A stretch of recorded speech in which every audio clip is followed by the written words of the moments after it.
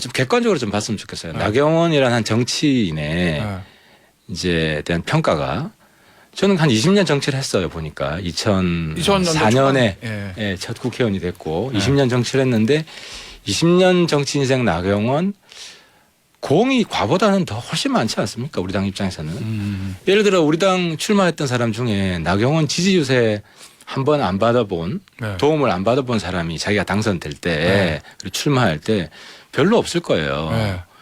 그런데 이 상황에서 그럼 나경원이라는 정치인을 완전히 매장할 정도로 나경원이 그렇게 잘못을 많이 했나? 이건 아닌 것 같은 거죠. 사실 저도 개인적으로는 나경원 전 의원에 대해서 뭐 안 좋은 소리 많이 했어요. 나랑 별로 안 친합니다. 하지만 이 시점에 나마저 나경원한테 몰매 던지는데 동참하면 너무 정치가 상망한 거 아니에요? 그래서 저는 오히려 힘내라고 응원해주고 싶어요. 정치 어려울 때가 있다. 대통령하고 사이 안 좋지만 또 시간이 지나면 관계 개선 될 수도 있고 또 대통령도 그 정도 품은 열어놔야 된다고 봅니다. 그래서 캔디 있잖아요. 캔디. 외로워도 슬퍼도 요거. 캔디처럼 외로워도 슬퍼도 울지 말고 다시 일어나서 힘차게 달려라. 저는 나경원한테 캔디송을 들려주고 싶습니다. 그럼 그 얘기는 무슨 의미예요? 내가 직접 뭐 선거를 도와주지는 못하겠지만 왜냐하면 나경원 의원은 출마 안 하면요. 정치 인생이 굉장히 힘들어질 겁니다. 오히려 출마 안 하면요? 안 하면. 그건 왜 그렇죠? 김태현의 정치쇼. 뉴스 속 깊숙한 이야기를 들어보는 인터뷰 시간이 돌아왔습니다. 뭐 정치권에서 지금 친윤계의 집중포화를 먹고 자맹 중인 나경원 전 의원 이슈 있고요. 오늘 검찰 소환에 대해서 출석 예고한 이재명 민주당 대표 이슈도 있고요. 그리고 어제 국정원의 민주노총에 대한 대대적인 압수수색도 있었습니다. 이런 것 모든 것들을 해설해 줄 수 있는 분, 정치권의 이 뜨거운 이슈 하태경 국민의힘 의원 모시고 이야기 나눠보도록 하겠습니다. 의원님 안녕하세요. 예, 안녕하세요. 오랜만에 뵙겠습니다. 예. 이거 국정원 얘기부터 해봐야 될 것 같아요. 오늘 딱 어제 국정원의 민주노총 압수수색 있고 나서 딱 맞춰서 오늘 출연해 주셨는데 이 사실은 국민의힘 의원분들 중에서 이 국가보안법 이쪽에 대한 지식과 경험치는 거의 제일 많으신 분 아니겠습니까? 제가 전문이긴 하죠. 네, 수사도 많이 받아보셨고 경험치가 많이 쌓여 있으신 분인데 일단은 지금까지 나오는 의혹의 핵심은 민주노총 전현직 간부들이 캄보디아나 베트남에서 북한 공작원과 만나서 지령을 받고 돌아와서 지하 조직을 만들어서 뭐 그렇죠. 지방에서 막 활동을 했다. 이거거든요. 맞아요. 맞죠? 이 상황 지금 어떻게 보고 계세요? 그러니까 이게 북한이 이제 간첩 보내는 게 두 가지 유형이 있는데 하나는 사전적 의미 그대로 간첩.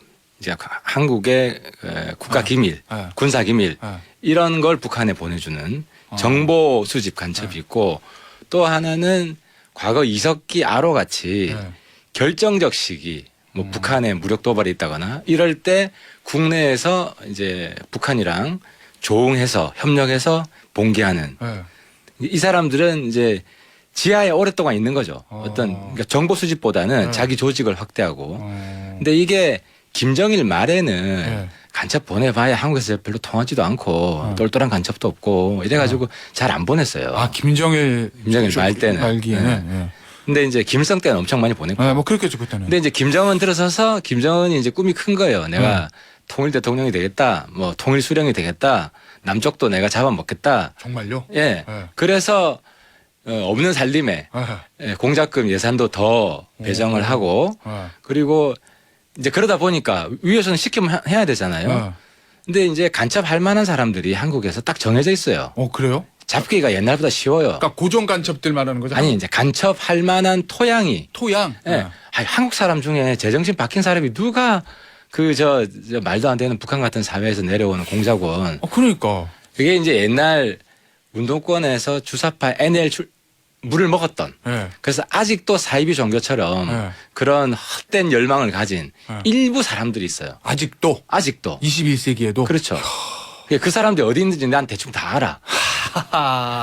아니 그러니까 이제 잡기가 옛날보다 좀 쉬워진 거고 특히 공작원을 한국 와서 만나기는 어렵잖아요. 그러니까 외국 가서 이제 만나는 거고 외국 간 사람들 쭉 스크리닝 해보고 계속 추정을 하면 이제 잡을 수가 있는 거죠. 저는 궁금한 게 뭐 예전에 저희 학교 다니고 뭐 이런 뭐 간첩 뭐 그런가 보다 뭐 간첩을 보냈겠지 이렇게 생각할 수 있는데 뭐 하다못해 저 무장공비 사건도 있었고 와이했을 때는 21세기에 이렇게 간첩들이 활동해서 막 그 사람들이 막 여론을 막 움직이고 이래가지고 이게 효과가 있는다고 북한은 보는 거예요. 북한이란 존재 자체가 21세기에 말도 안 되는 나라잖아요. 또 3대 세습, 4대 세습까지 하려고 하는 거 아니에요. 이제 그런 나라고 그 이제 김정은이 특히 엄마 쪽이 제주도예요. 그렇죠. 그래서 이제 남쪽도 내 거라는 생각이 굉장히 강해요. 이제 김정일은 뭐 백두산 그쪽에서 태어났다고 주장을 하잖아요. 네. 그러다 보니까 이제 남쪽을 다 먹겠다라는 것보다 내 제주도? 체제를 지키겠다. 네. 내 체제. 이제 김정은은 북한 체제는 공고하니까 백두에서 한라까지. 근데 이제 이게 문제가 내가 이제 정보위를 했고 예. 당시에 이제 간첩 이제 수사하려는 하는 건이 얼마다 몇 건이다 이런 이야기를 이제 들은 적이 있는데 이제 문재인 정부 때는 남북 관계가 초반에 좀 좋았잖아요. 그래서 다 알았거든요. 2017년부터 계속 추적해 왔던 거기 때문에. 보도 보니까 오랫동안 추적해 왔다 뭐 이렇게 얘기를. 그렇죠. 근데 이걸 막은 거죠. 수사를 본격적으로 하는 거를 막았다가 마지막 해 문재인 정부 마지막 해까지 막으면 나중에 문제될 것 같으니까 마지막 해에 청주 간첩단 사건이라고 하나가 이제 터져 나왔던 것이고 이제는 뭐 윤석열 정부는 그런 거 안 막잖아요. 막을 필요도 없고 오히려 열심히 독려해야 되고 하니까 막 터져 나오는 거죠. 그러니까 어쨌든 문재인 정부 말기 때부터 좀 본격적으로 수사가 된 거고. 그렇죠. 그러면 이런 얘기들 하잖아요. 이 사람들이 만든 지령받고 만든 지하 조직이 뭐 시민단체에 침투해서 뭐 작업을 했을 가능성이 있다. 뭐 이런 보도도 나오던데. 이미 이제 있는 거죠. 이번에도 민노총이잖아요. 민노총에 4사람인데 4사람이 각각 따로 접촉을 했어요. 원래 이제 간첩 조직은 딱 1대1 점선으로만 조직을 공작원하고는 같이 안 만나요. 다 따로 같은 공작원이라도 이렇게 따로따로 만나고 이 4사람이 아마 서로는 잘 몰랐을 거예요. 내가 북한 공작원하고 같이 일을 하고 있다는 사실을 서로는 몰랐을 가능성이 있고 근데 이제 이 국정원이 자꾸 이제 대공수사권 가지는 것에 대해서 우려를 표명하는데 그 우려는 옛날에 이제 국정원이 국내 정치 정보도 같이 했었거든. 예를 들어 국정원 직원이 우리 사무실에도 들어오고 이러니까 이제 국내 정치에 악용할 수 있는 소지가 있었는데 대공수사권이. 근데 지금은 국내 정치 정보를 안 합니다. 오히려 국내 정치 정보는 경찰이에요. 근데 지금 이제 경찰로 내가 그래서 수사권, 대공수사권 경찰로 가는 걸 내가 문제를 삼은 이유가 내년인가요? 내년이죠. 예. 경찰이 국내 정보 다 하고 대공수사도 다 하면 옛날에 국정원이 하는 거랑 똑같아. 오히려 경찰은 권력이 더 잘 흔들 수 있잖아요. 인사권을 다 가지고 있기 때문에 경찰에서 오히려 악용할 수 있는 소지가 커져서 국내 정치 정보를 경찰로 넘긴 이 상황에서는 국정원 대공수사권 유지를 좀 신중하게 잘 생각해봐야 된다. 유지하는 쪽으로 생각을 해봐야 된다. 상황이 완전히 다르다. 한번 생각해보세요. 과거 대선 때는 국정원 출신들이 꼭 나와서 한마디씩 했어요. 폭로한다고. 이번 대선 한 건도 없지 않았어요? 국정원 출신 한 건도 없었어요. 왜? 아는 게 없거든. 국내 정치 정보에 대해서. 수집한 게 없으니까 아는 게 없으니까. 그러니까 국내 정치 악용, 대공수사권이 국정원이 국내 정치 악용할 가능성은 현저히 떨어졌고 거의 사라졌고 경찰은 오히려 커졌다. 근데 뭐 지금대로라면 이제 내년에는 이건 되는 건데 그럼 국민의힘 차원에서 요거를 대공수사권 유지하는 쪽으로 방향을 다시 잡고 입법 활동 하실 예정입니다. 그래서 저는 이번에 이제 국정원이 저는 무리하지 않을 거라고 보고. 무리하지 않는다? 과거에는 보면 간첩 수사한다고 그래가지고 뭐 증거 조작 이렇게 걸려서 이번에는 그러진 않을 거예요. 확실히 물증, 100% 물증이 있는 사건들만 다룰 거고 이 과정 속에서 그래도 국정원이 우리나라 잘 지킨다 이런 여론이 좀 생기면 국정원 대공수사권 유지도 힘을 받을 수 있지 않을까. 알겠습니다. 민주노총 반응 보니까 이거 압수수색 과정 유튜브 생중계하면서 공안 탄압이다, 공안 통치 부활이다 이렇게 뭐 반발을 하고 있고 그런데 민주당은 이 부분에 대해 아직까지 공식 논평을 내지 않고 있고. 그렇죠. 민노총이 국민 신뢰를 얻으려면 우리가 발본 세고 나겠다. 우리 내부에 있는 간첩 조직들을 예. 발본 세건하겠다 이렇게 나서야 되죠. 꼬리를 잘라야 되는 건다. 그래야지 그렇죠. 본체가 산다. 그래 국민 신뢰를 얻죠. 예. 근데 이제 오히려 간첩 비호하는 예. 조직처럼 비춰지고 있는 거 아니에요. 예. 자기에 대한 탄압이다. 민노총에 대한 탄압 아니에요. 민노총 안에 있는 예. 지하 조직, 지하 간첩 어. 이 사람들을 민노총에서 분리해 주는 거기 때문에 민노총을 더 건강하게 해주는 거죠. 민주당의 공식 논평이 없는 점은 어떻게 이해될까? 박홍근 원내대표는 이제 이거 혹시 그 국정원의 대공수사권 이양 이건과 관련된 거 아니냐는 우려를 표명하긴 했는데 공식적으로는 아무런 논평이 아니 그 뭐 없었거든요. 수사권 이양 막기 위해서 네. 조작했다는 이런 식으로 이야기한 거면 네. 상황을 잘못 판단하고 있는 거고 네. 없는 간첩 만들지 않습니다. 지금 21세기인데 대한민국 국정원 그렇게 알겠습니다. 황당무계한 일 벌이지 않습니다. 이 얘기는 여기서 마무리하고요. 예. 요 이제 국민의힘 얘기 좀 해보겠습니다. 나경원 전 의원 지금 자맹 중이에요. 예, 예. 이 자맹은 어떤 의미로 파악해야 될까요? 아마 지금 인간적으로 굉장히 힘들 거예요. 어. 멘붕일 거예요. 그러니까 멘붕. 이제 나경원 의원이 이제 전략적으로 판단을 잘못한 게 뭐냐면 네. 계속 그 당 대표 출마하는데 대통령이 반대 안 한다는 신호를 먼저 얻고 싶었던 거예요. 선 승인, 네. 출마에 대한 승인, 후 선언. 네.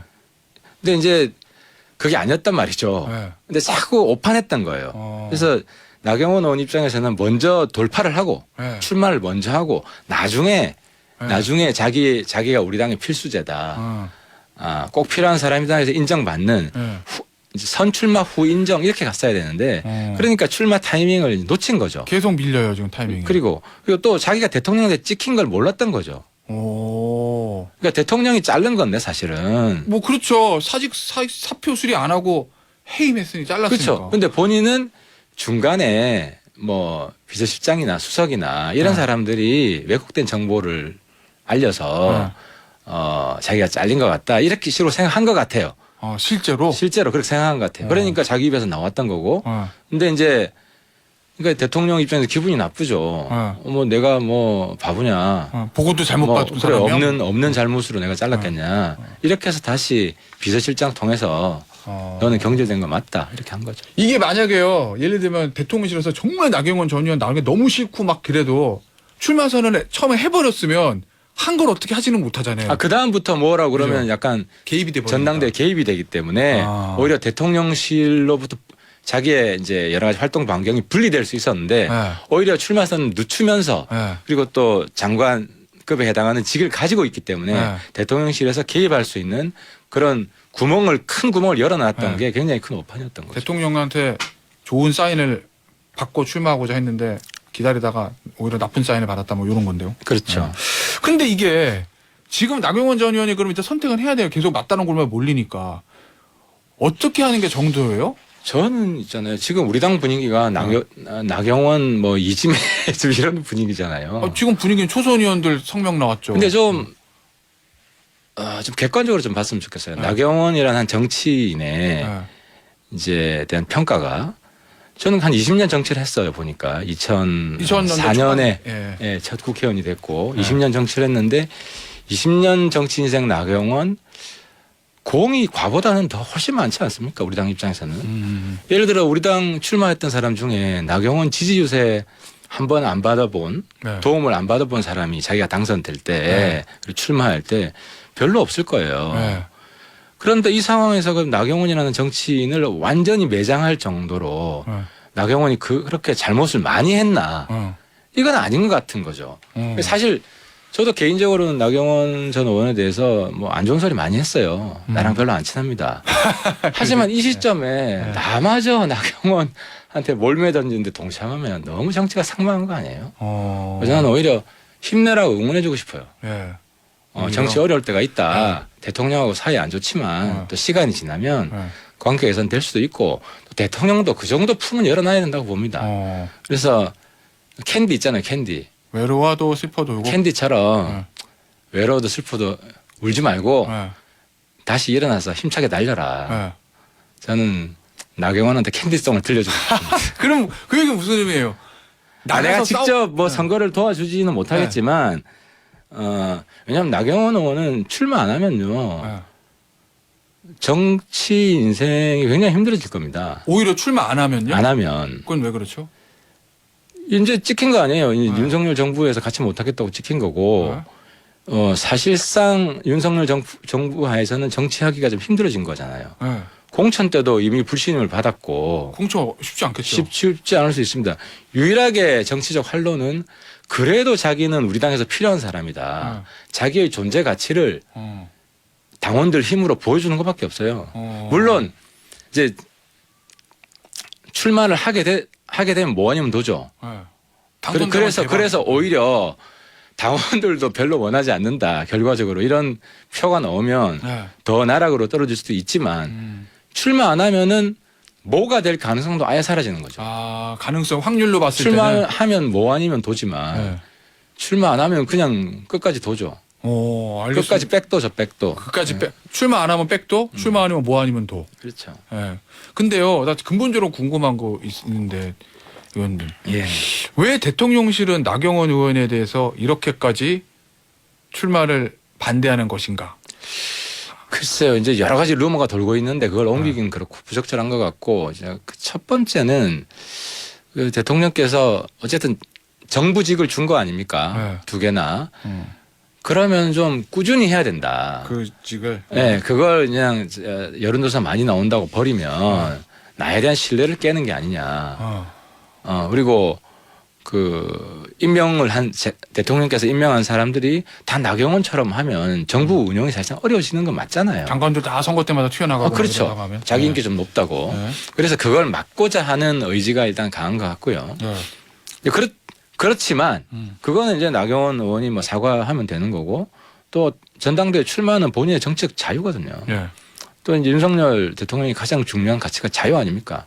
그 자유란 가치가 우리 당 내에서 억압받고 탄압받고 있다 하는 건 윤석열 대통령한테도 안 좋거든요. 그래서 저는 당 내에서도 이제 그만했으면 좋겠어요.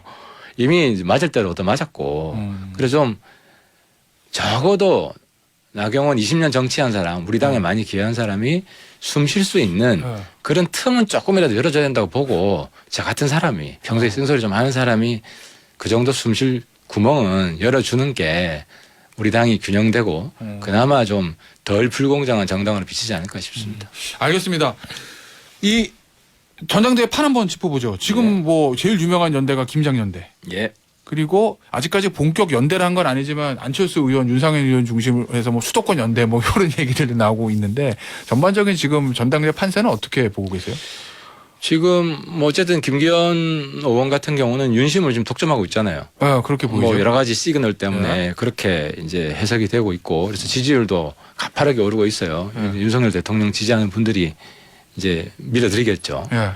그리고 그러다 보니까 이제 김기현 대 그 나머지 분들 이런 식의 구도가 왜냐면 또 결선 투표이기 때문에 이제 1대1 싸움이 되잖아요. 그러면 이제 나경원, 안철수 만약에 출마를 한다면 나경원, 안철수 이쪽 분들은 뭐 반유는 할 수가 없어요. 어차피 윤석열 대통령 성공하라고 당대표의 가장 큰 임무가 그거고, 그리고 총선도 윤석열 대통령에 대한 중간평가가 되거든요. 그래서 이제 당원들은 그걸 바랄 거예요. 당대표는 대통령과 안 싸우고, 또 한 가지 중요한 거는 대통령이 힘들어질 수 있잖아요. 위기가 올 수 있을 때 그걸 구해줄 수 있는 그런 이제 돌파력. 이제 이 두 가지가 있을 텐데, 김기현 후보 같은 경우는 대통령과 안 싸울 것 같긴 해. 근데 대통령이 힘들어졌을 때, 우리 정부가 힘들어졌을 때 그 위기를 돌파할 수 있는 리더십이 있겠는가. 이건 아직 검증받은 적이 없다고 봐요.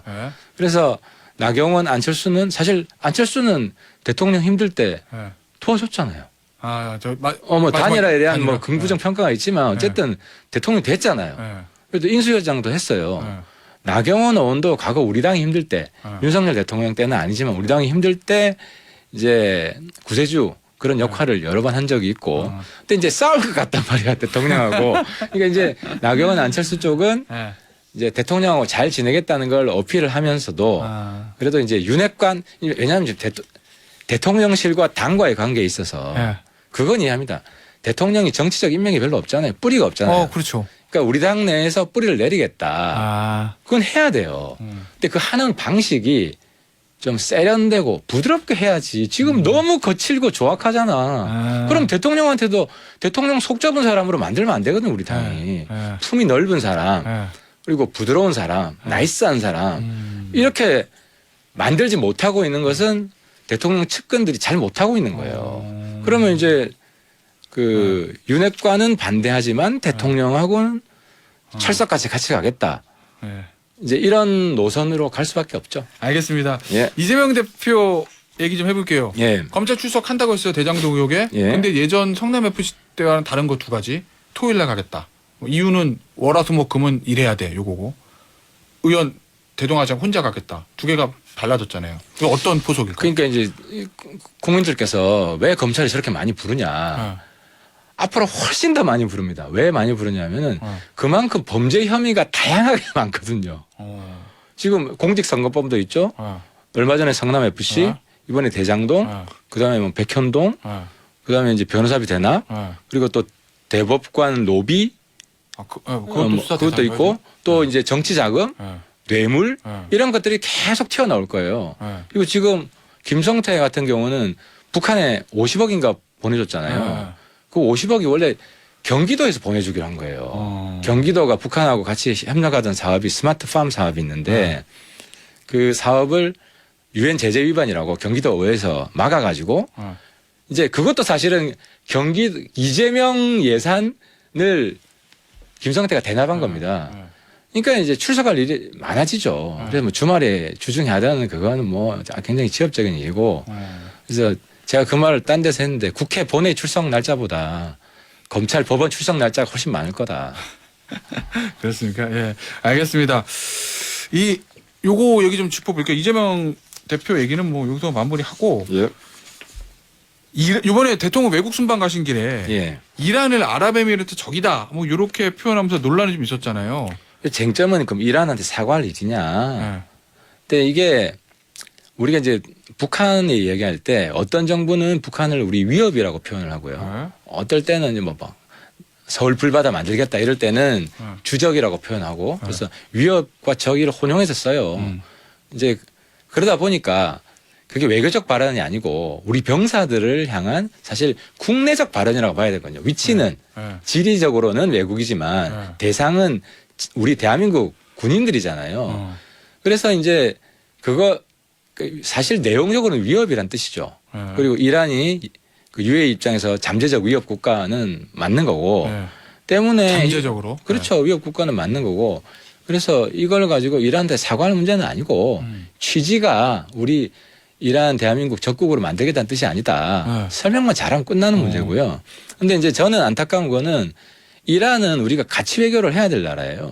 가치 외교. 그 지금 거의 우리 인혁당 사건 있잖아요. 사법살인. 70년대 있었던. 정치범 막 사형시킨 거. 지금 매일매일이 그 사법살인이 일어나요. 얼마 전에는 전 국방부 차관까지도 사형을 시켰고 시위 참가한다는 이유로. 시위에 뭐 한다는 이유요? 시위 참가했다는 이유로. 참가했다고? 그 히잡. 알아요. 히잡 그 착용 안 하는 거 탄압하지 마라. 해서 지금 시위가 벌어지고 있는데 그 참가한 사람들 계속 사형시키고 있거든요. 맞아요. 그래서 이유는 지금 이란 그것 때문에 경제 제재를 합니다. 나 이란 경제 제재를 해야 된다.